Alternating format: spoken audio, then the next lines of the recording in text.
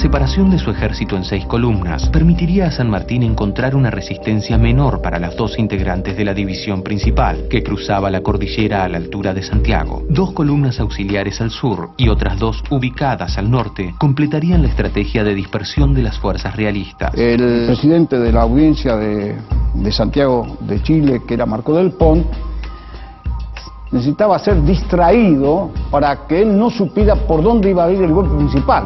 Entonces San Martín inventó un plan con 6 columnas, 2 al norte, 2 al sur y 2 en el centro, una por Los Patos y otra por Uspallata.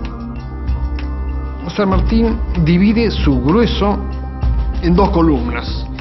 La de Uspallata, más al sur, la va a mandar el coronel Juan Gregorio de las Heras.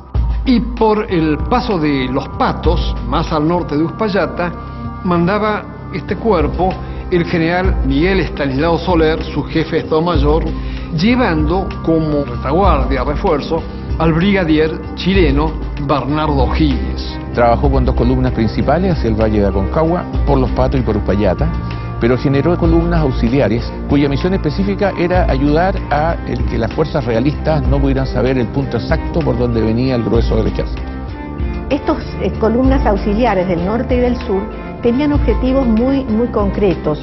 Coquimbo y La Serena, Copiapó por el norte, y en el sur era la ciudad de Talca y San Gabriel, que son más o menos cercanos. De este modo se caía de sorpresa sobre estos lugares y el factor sorpresa era fundamental para lograr la batalla decisiva que San Martín sabía que iba a ocurrir poco después del cruce. Por el lado de la columna de Las Heras, cruza desde el campo de instrucción la estancia de Canota y luego por la quebrada de Santa Elena desemboca en lo que hoy es la villa de Uspallata, que en aquel momento era la estancia.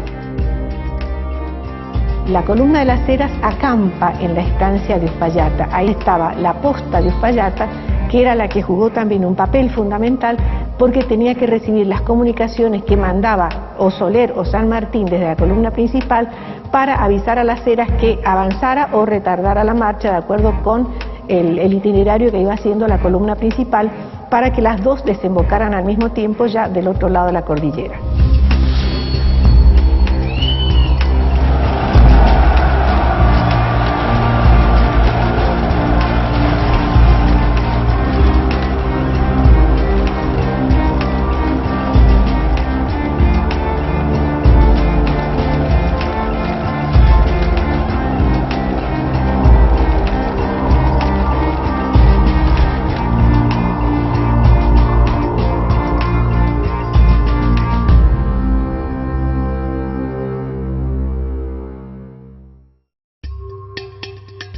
El avance de las columnas principales se inició por el norte de Mendoza, atravesando Las Higueras, Las Cuevas y Yalguarás. Ya en la provincia de San Juan, estableció su cuartel general en la estancia Manantiales. Desde allí, la tropa cruzó por el paso de Las Yaretas o Los Patos hacia Chile. En Manantiales, San Martín establece prácticamente su campamento más importante. Allí había hecho llevar ganado en pie. Hay que pensar que los campamentos duraban un día, al día siguiente emprendía la marcha, de manera que era dormir a la intemperie usando el recado de la mula, de la cabalgadura, como almohada y tapándose con las mantas que tenían que llevar o con el propio capote que llevaban como parte de su uniforme.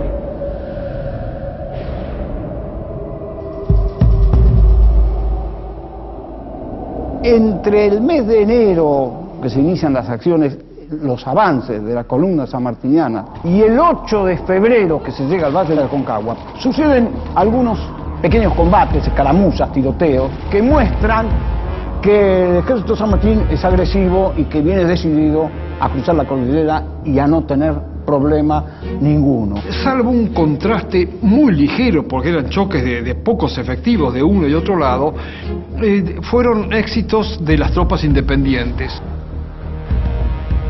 Tenemos la sorpresa a la Guardia de Pichéuta el día 24 de enero y al día siguiente el combate de Potrerillos, cuando Las Heras, que está en Uspallata, manda un destacamento a las órdenes de Enrique Martínez que se enfrenta con los españoles en Los Potrerillos, en la zona de Punta de Vacas.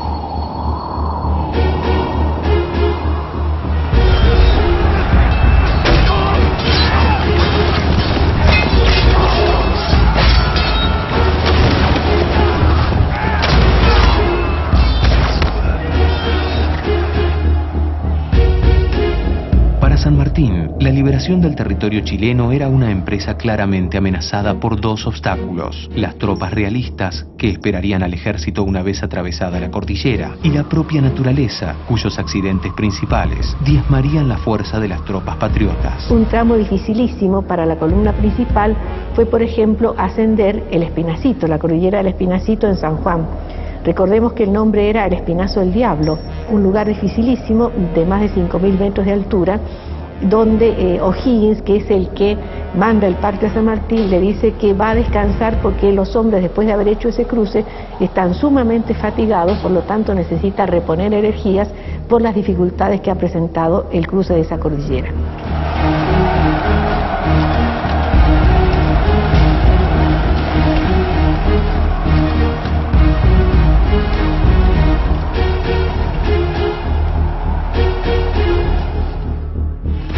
La columna de Cabot atravesó San Juan, donde integró a sus fuerzas a una partida de milicianos y franqueó el paso de Guana. Luego de promover la insurrección en la región, el 15 de febrero entraba triunfante en Coquimbo.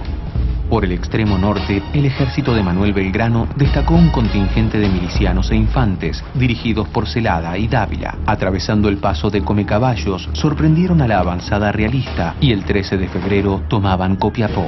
El capitán Lemos, junto a un pequeño grupo, alcanzó la guardia de San Gabriel sin encontrar resistencia. El coronel Freire, por su parte, atravesó el paso de Planchón y arribó a Talca, sublevando las poblaciones del sur. La columna Las Heras, luego de acampar en Uspallata, libró acciones en Picheuta y Potrerillos y atravesó el cordón limítrofe el día 1 de febrero, librando un combate en Guardia Vieja. La división principal del ejército, liderada por San Martín, cruzó la cordillera el 2 de febrero y encontró al enemigo en Achupallas y Las Coimas. Una semana después, las dos fracciones unificaron sus fuerzas en el campamento de Curimón.